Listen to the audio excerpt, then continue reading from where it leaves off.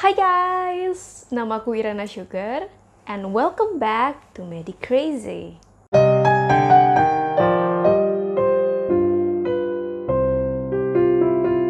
Medi Crazy ini adalah sebuah segmen di mana aku menceritakan kisah-kisah tragis seputar dunia medis dan mencoba mengungkap beberapa teori yang mungkin terkait. Dan di Medi Crazy hari ini kita akan membahas pembunuhan keluarga Richardson. Nggak terasa ya, hari ini 16 Maret 2021. Padahal setahun yang lalu, 16 Maret 2020, itu hari pertama semua sekolah libur, karantin dimulai. Jadi kita bisa bilang hari ini itu hari ke-365 karantin. Nggak gitu juga lah ya. Kan nggak 365 di rumah terus sih ya, masih keluar-keluar gitu. Anyway, jangan lupa guys, stay healthy and stay smart.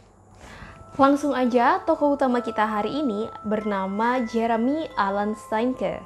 Lahir pada tanggal 15 Januari 1983 di Medicine Hat, Kanada. Dan dibesarkan dalam sebuah keluarga yang bisa dibilang kurang harmonis. Ayahnya itu sangat abusive, suka mukul, sampai akhirnya ibunya pun memutuskan untuk bercerai dengan ayahnya.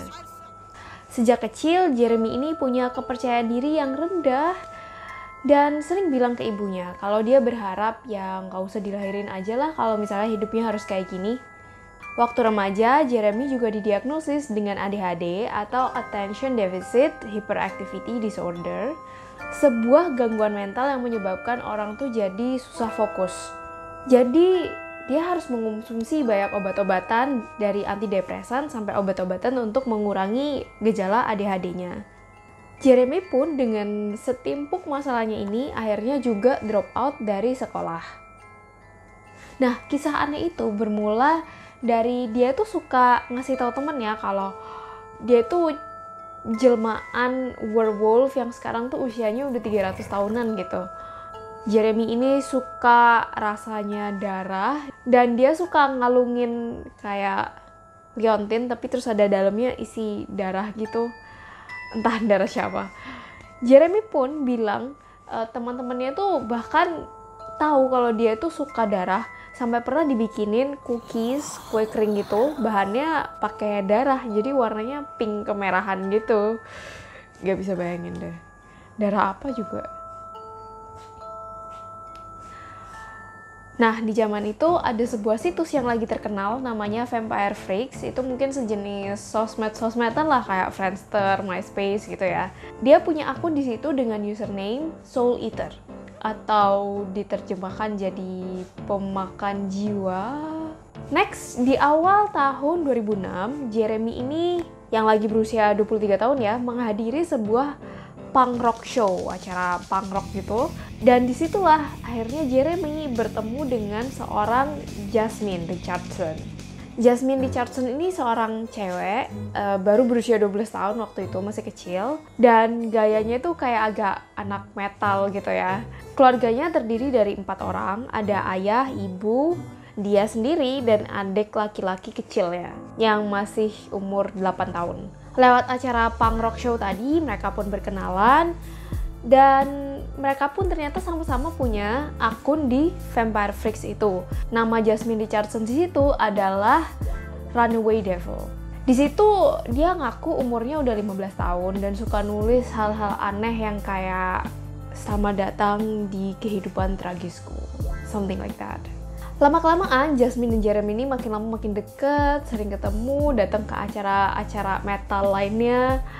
Akhirnya mereka pun berpacaran, tapi orang tua Jasmine sangat menentang hubungan ini.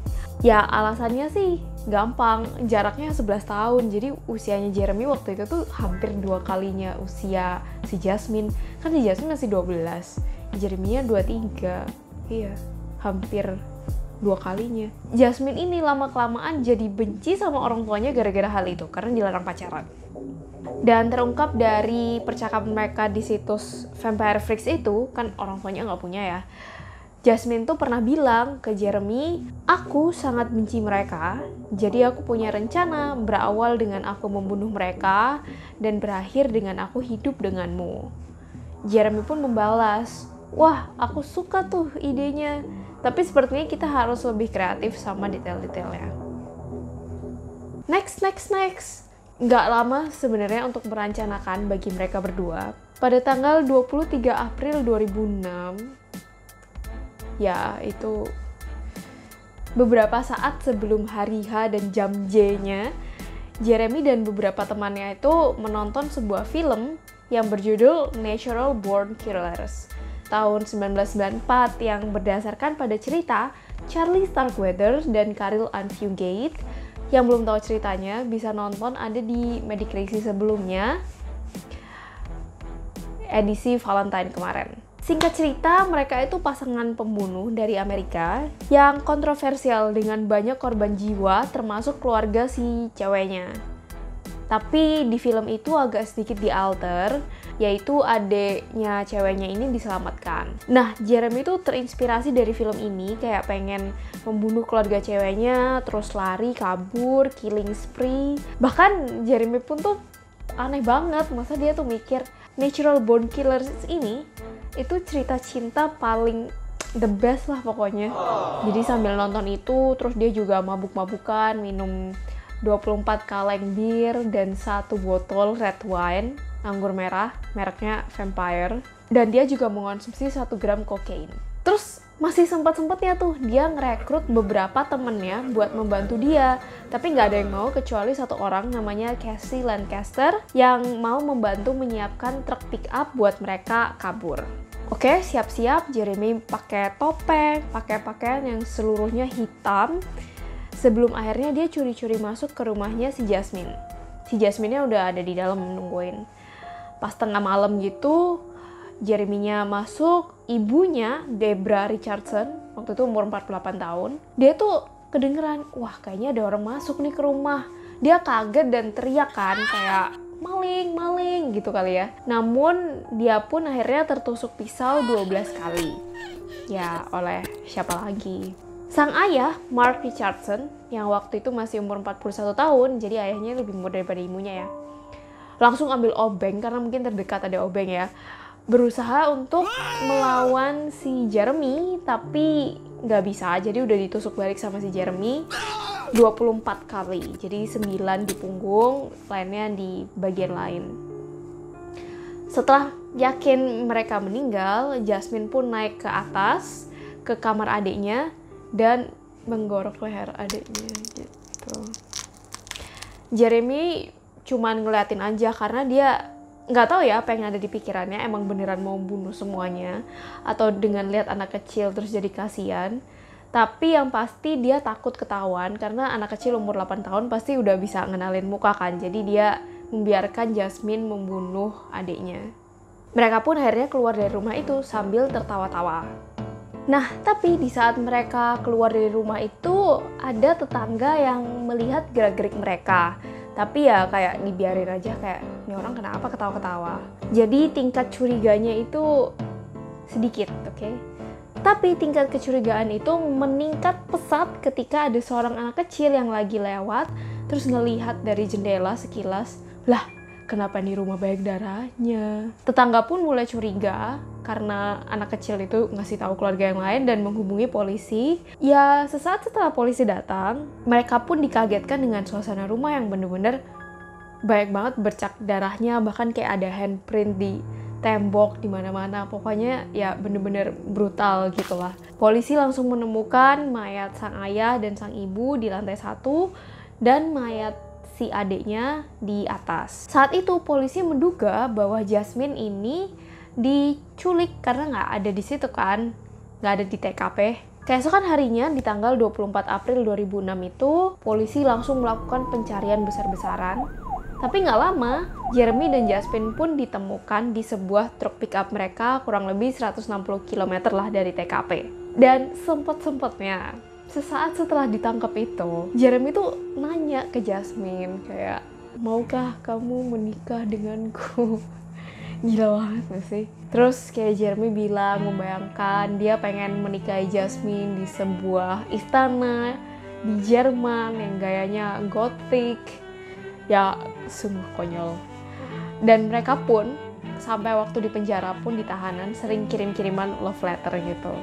Dari hasil investigasi yang cukup panjang, akhirnya polisi merangkum bahwa motif pembunuhan ini adalah rasa benci Jasmine terhadap orang tuanya dan mediumnya adalah Jeremy yang mewujudkan pembunuhan tersebut. Di pengadilan tuh awalnya Jasmine menolak, kayak enggak, aku nggak ikut-ikut di 3 pembunuhan tersebut, aku diculik gitu. Tapi ya apa ya, nggak bisa lah ya. Jadi pada tanggal 9 Juli 2007, Jasmine terbukti bersalah dan menerima putusan pengadilan untuk 3 first degree murder. Jadi udah setahun lebih dari kejadiannya, cukup panjang. Dan beberapa bulan kemudian, di 8 November 2007, hukumannya diputuskan. Saat kejadian, umur Jasmine kan 12 tahun. Kalau di Kanada itu di bawah 11 tahun bisa lolos, kalau di atas 14 tahun itu dikenai hukuman dewasa. Sedangkan kalau di 12 tahun ini hukumannya maksimal 10 tahun. Jadi Jasmine menerima hukuman 10 tahun dan setelah 10 tahunnya itu selesai, kalau dia berhasil menyelesaikan dengan baik, criminal recordnya bakalan dihapus. Namun Jasmine dilarang untuk mempunyai senjata apapun seumur hidup. Dengan kejadian yang sangat tragis ini, Jasmine pun menjadi orang pertama termuda di Kanada yang melakukan pembunuhan lebih dari 1 orang. Laporan hasil penelitian kejiwaannya menunjukkan bahwa bahkan Jasmine tuh nggak menyesal sama sekali atas semua perbuatannya dan bahkan nggak menganggap apa yang dilakukannya itu sebuah tindakan kriminal. Jasmine pun didiagnosis mengalami gangguan jiwa berupa conduct disorder dan oppositional defiant disorder. Conduct disorder adalah gangguan jiwa yang sering dialami oleh anak remaja berupa susah mengikuti aturan, susah menghargai orang lain, sulit berempati, serta sering bertindak di luar batas-batas normal. Ada yang merasa terpanggil nggak? Sedangkan oppositional defiant disorder adalah gangguan jiwa yang ya terjadi di anak muda berupa sifat agresif, suka marah, dan suka menantang orang lain. Jasmine ini diduga bisa memiliki gangguan jiwa seperti ini dari teman-teman pergaulannya, ya anak-anak metal gitu dan anak-anak yang jauh di atas usia dia. Di pengadilannya, sang hakim ini memberi nasihat yang menurutku sangat bagus buat Jasmine. You can never undo what you have done to the victims. However, you can honor their memory by dedicating your life to becoming the woman they would be proud of. Kamu nggak bisa memutarbalikkan kejadian bahwa kamu telah membunuh orang tuamu, tapi kamu bisa menunjukkan penghargaanmu terhadap orang tua dengan terus berbuat baik yang bisa membanggakan mereka.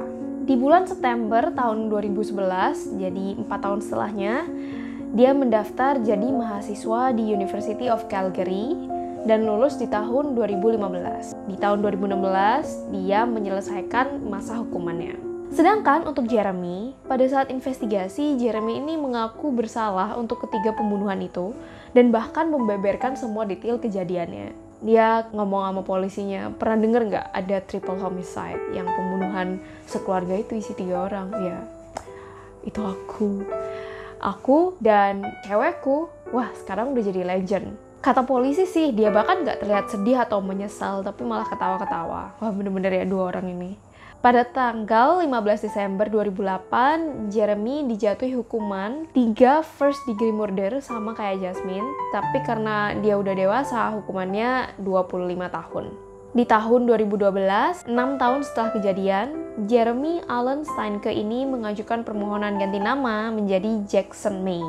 May adalah nama belakang dari ibunya, Jacqueline May. Dari hasil penelitian kejiwaannya, Jeremy ini didiagnosis selain ADHD tadi ya, mengalami depresi berat. Salah satu buktinya adalah dia juga sering mencoba bunuh diri.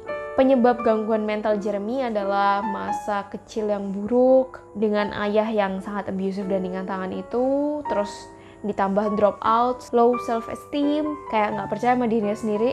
Tiba-tiba datanglah si Jasmine yang percaya banget sama dia. Jadilah dia a young man with zero self-esteem who finally found someone to love him. Jadi bucin. Sehingga ketika bertemu dengan Jasmine ini, dia rela melakukan apapun buat wanita yang dicintainya ini, apalagi berbau kekerasan. Wah, dia makin suka.